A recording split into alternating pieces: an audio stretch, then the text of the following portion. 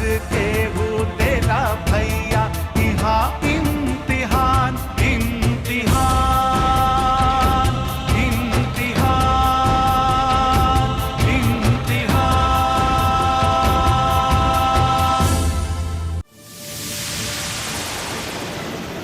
DM साहिबा, आपको जानकर आश्चर्य होगा लेकिन खुशी नहीं होगी।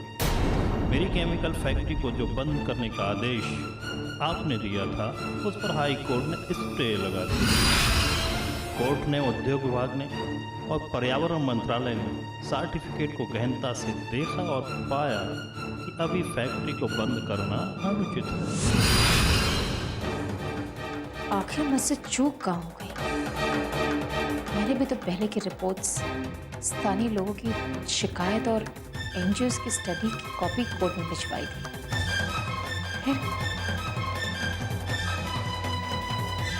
कहीं ऐसा तो नहीं कि उसे वहां पहुंचने से पहले ही रोक दिया गया हो?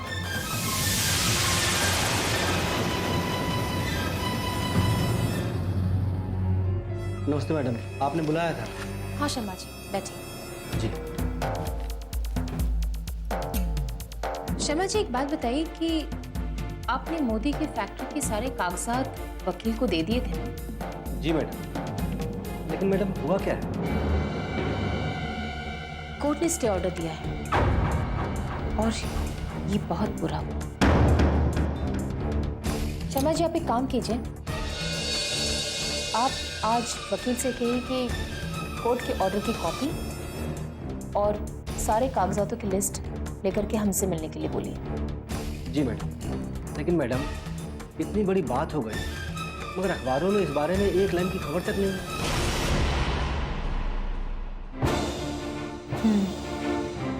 हो सकता है कि कल बड़ी खबर छपे या रिपोर्टर्स को ऑर्डर की कॉपी ना मिली हो या फिर मोदी ने कोई सस्पेंस बुना हो और इसके बाद हमें कटघरे में खड़ा करे। अच्छा शर्मा जी, बताइए कि ये लिफाफा आपको किसने दिया?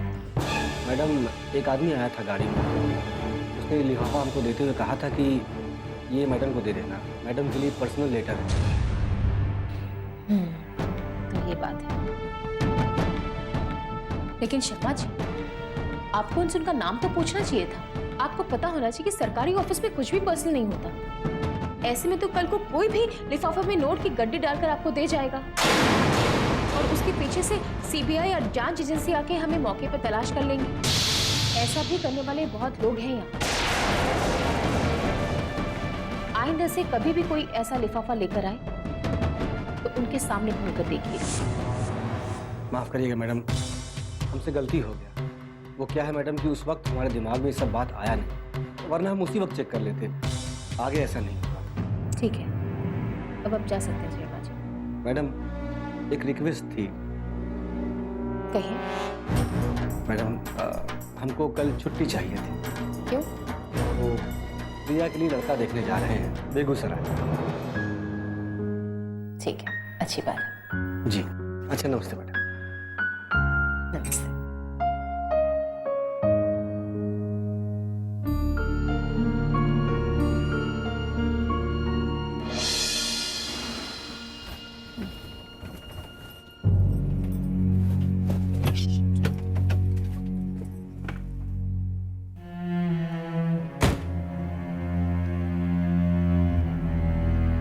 दत्ता, डीएम साहिबा। अरे मधु, तू अचानक? आवा आवा, ना फोन वोन कुछ ना। हाँ गज्जन, बात ही कुछ ऐसी है। बैठा। कुछ संकट उकट आ गई बा का? दरअसल मोदी की फैक्ट्री बंद करावे खातिर जो नोटिस भेजले रही ओकर खिलाफ वो हाईकोर्ट में चल गई रहे और आईएसटीए ऑर्डर ले बा। तोरा ही सब पता बा? अरे मधु, मोदिया तोहरा से लड़े के तैयारी कर रहा बा। गज्जन, एकरा पीछे जरूर कोनो मजबूत सपोर्ट बा। अगर तारा मणिकांत पर शक बा तो तू गलत नहीं सोचा। बाकी तोहरा बिरादरी के कुछ लोग भी तोहरा खिलाफ लागल बा। बिरादरी मतलब? देखा मधु, दिन प्रतिदिन तोहार लोकप्रियता बढ़त जाता और ओकरा खिलाफ में कुछ अफसर लोग तोहरा विरोध में खड़ा हो गए। अब मोदिया के मोहरा बना के तोहार इमेज बिगाड़े के कोशिश भी कर सकेला। तो एकर का उपाय करे के चाहिए? एकर कोनो उपाय नहीं खे, ये ऐसा ही चली। काहे कि हमेशा से ईमानदार ऑफिसर के घेरे की कोशिश करी जाला। अब तू अपना लॉबी में घुस के पता कर कि कौन कौन अफसर तोहरा खिलाफ बा। हम भी पता करब कि सचिवालय में ए पर का चर्चा चलत है।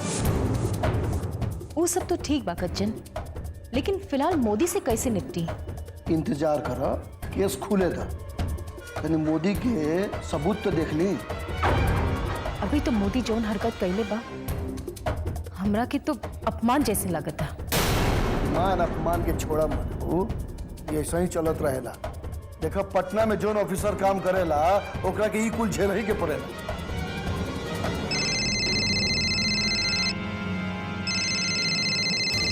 राहुल का फोन है। बात कर ला।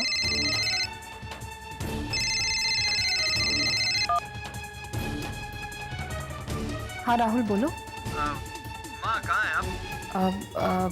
बेटा मैं ऑफिस में हूँ, कुछ ज़रूरी मीटिंग चल रही है।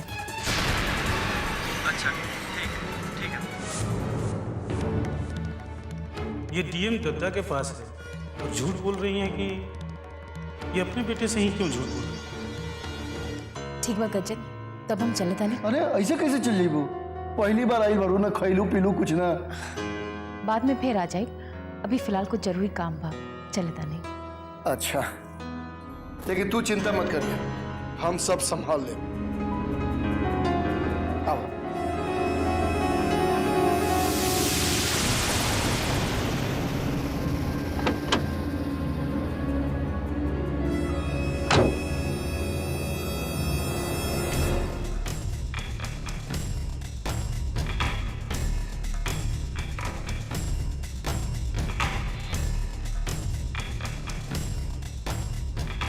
दादा, डीएम साहब बड़ी परेशान लागत रही हो। हाँ, उनकर कोनो ऑफिशियल समस्या बा, यही से परेशान रही। कोनो गंभीर समस्या बा का? ना, अरे उनकर कोनो आदेश पर कोर्ट से स्टे ऑर्डर आ गई बा, यही से परेशान बानी। हम उनका के समझौनी है कि कोनो बड़का बात नहीं खे। खैर छोड़ा संजय, ये बड़ा शांति लागत था कि तुहार लइकन सब कहाँ बा? उ सब फील्ड में वहाँ वॉलीबॉल खेलता रसन। तू ना गईला खेले? ना दादा, अब हमरा खेले के मन ना करे। तो बैठल बैठल शतरंज खेलल कर। ऐसे तोरा चालो समझ में आई आ दिमागो खोली। राजनीति के खेल खातिर शतरंज के खेल बहुत जरूरी बा, काहे कि एमे ना केहू दोष होला और ना ही कोनो दुश्मन। हाँ दादा, इटली में एगो कहावत बड़ी मशहूर बा कि शतरंज के खेल में एगो मोहरा दूसरा मोहरा के कितनो मात देवे, लेकिन खेल खत्म भइला के बाद एके डिब्बा में रहे के बा। एकरे नु राजनीति कहल जाला। देखा, विधानसभा होके चाहे लोकसभा, वो में जब बहस होला नेता लोग गरियावेला, कीचड़ उछालेला, एक दूसरा पर चप्पल जूता फेंकेला, लेकिन जैसे बाहर लॉबी में आवेला एक दूसरा के दोस्त हो जाला। दादा, ये सब सीखे में हमारा बड़ी टाइम लगी। ये सब सीखे के ना पड़ी, राजनीति तोहरा सब कुछ सिखा दी। देखिए ना, हम तो बात बात में जो असल बात लाई रहनी हो तो बतेबे ना करी। का बात बा भाई? दादा, मुख्यमंत्री के जन जागरण यात्रा 15 दिन खातिर निकले वाला बा, तो सोचत रहनी में शामिल हो जाए। राय में कोनो हरज नहीं खे, लेकिन हमरा ख्याल से तोरा ना जाए के चाहिए। कहे दादा? काहे कि तोरा एजा रहल अभी जरूरी बा, और दोसर बात ई फाइनल ईयर बा, पढ़ लिख के तनी अच्छा रिजल्ट कर लो। ठीक बा दादा। मन लगा के पढ़ाई करी। हाँ जी।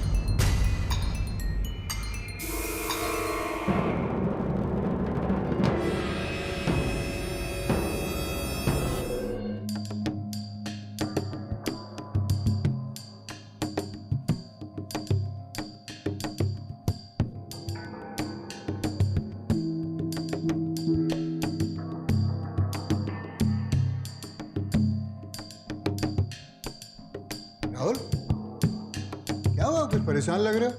नहीं कुछ नहीं, ऐसी कोई बात नहीं नाना जी। तो फिर टहल क्यों रहे हो? कुछ सोच रहे हैं। देखो, ज्यादा सोचोगे ना तो परेशानियां और बढ़ जाएंगी। परेशानियां पैदा ना हो इसीलिए तो सोच रहे हैं। देखिए ना, एक रिस्पॉन्सिबल डिस्ट्रिक्ट मजिस्ट्रेट के रूप में माँ ने अपनी सारी जिम्मेदारी बखूबी निभाई, लेकिन आज तक मैंने अपनी कोई जिम्मेदारी नहीं निभाई। देखो, तुम एक शिष्ट और सभ्य लड़के हो और अभी पढ़ाई कर रहे हो। फिर ये जिम्मेदारी निभाने का सवाल कहाँ से आ गया? कुछ सवाल समय पैदा करते हैं नाना जी, इंसान कुछ नहीं कर सकता।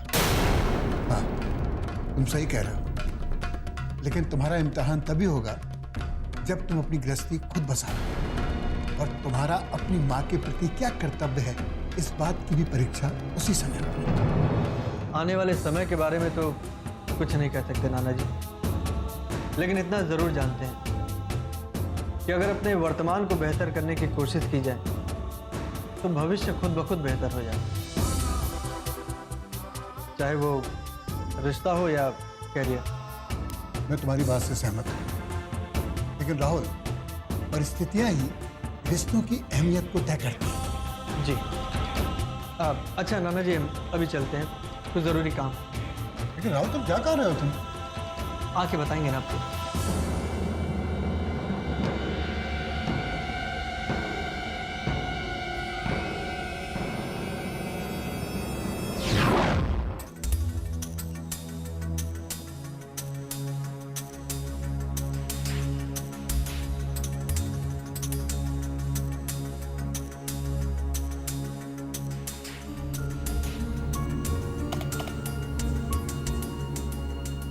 नमस्ते अंकल।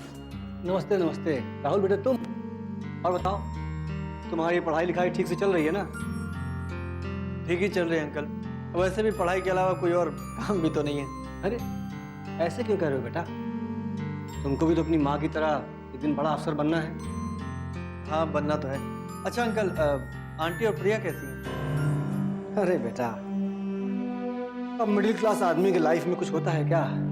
आदमी अपना समय काटता है बस। आप ऐसा क्यों बोल रहे हैं अंकल? देखो बेटा, जो सच है उसे स्वीकार कर लेना चाहिए। अब दफ्तर से घर, घर से दफ्तर, इसके अलावा और क्या कर रहे हैं हम? एक रूटीन का पालन ही तो कर रहे हैं। अब देखिएगा अंकल, एक न एक दिन प्रिया आपके सारे सपनों को पूरा करेगी। बेटा, हम जैसे लोगों की जिंदगी में सपने भी बड़े कंजूसी से आते हैं। कभी कभार आते हैं और आते भी हैं तो भागने की हड़बड़ी में होते हैं, फिर बाद में हम सर पर हाथ रखकर अपनी भूल महसूस करते हैं। अरे देखो, बातों ही बातों में हम तुम्हें बैठने के लिए कहना ही भूल गए। बैठो। अरे कोई बात नहीं अंकल। इस काम से आए थे या माँ कोई जरूरी चीज ऑफिस में भूल गई थी, लेने आए? अरे नहीं अंकल, हम तो बस ऐसे ही कुछ जरूरी काम था माँ से, तो उनसे मिलने आ गए। अच्छा, माँ ऑफिस में नहीं है क्या? नहीं, वो तो 1.5 घंटे पहले ही चली गई। कह रही थी तबीयत ठीक नहीं है इसलिए घर जाए। माँ ने फिर ऐसा क्यों बोला कि वो ऑफिस में है और ज़रूरी मीटिंग चल रही है? क्या सोच रहे हो बेटा? कुछ नहीं अंकल, बस अच्छा एक बात बताइए, आज ऑफिस में कुछ ज़रूरी मीटिंग थी क्या? मीटिंग? नहीं तो, मगर क्यों? नहीं, बस ऐसे ही। देखो बेटा, तुम्हें फोन करके आना चाहिए था ना। हाँ, फ़ोन तो कर लेना चाहिए था, लेकिन हमने सोचा कि माँ ऑफिस में होगी तो मुलाकात हो जाएगी। अब हाकिम हुक्कामों का क्या भरोसा? देखो, हो सकता है कमिश्नर का फोन आ गया हो, उनसे मिलने चली गई हो,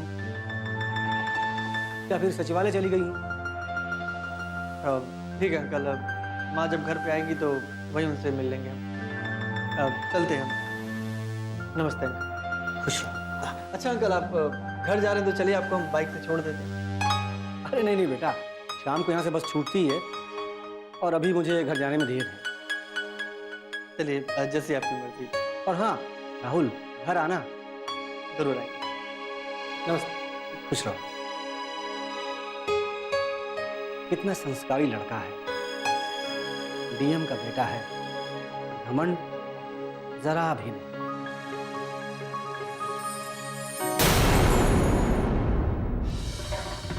बाबूजी आप क्यों पहेलियां बुझा रहे हैं? साफ साफ बताइए ना क्या बात है। देखो, मैं तुम्हें बाद में बताऊंगा। तुम अभी मोदी की बात को लेकर वैसे ही बहुत परेशान हो। नहीं बाबूजी, आप हमें अभी बताइए प्लीज बाबूजी, वरना हम और ज्यादा परेशान हो जाएंगे। प्लीज बोलिए क्या बात है। मधु, राहुल फिर से परेशान रहने लगा। और ये परेशानी उसको अपने पिता के बारे में जानने की है। रवा कबो अपनी लड़की के बारे में जानने की कोशिश करनी है। ओकरा भी कुछ अरमान, कुछ सपना होखी। ओकर कोनो जरूरत नहीं समझत हम।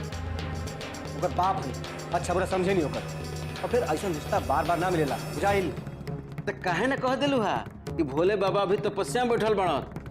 जब उनकर तपस्या टूटी, तार गजन बाबा का आशीर्वाद उनकरा मिली, तब तार बेटा के बारात सजी।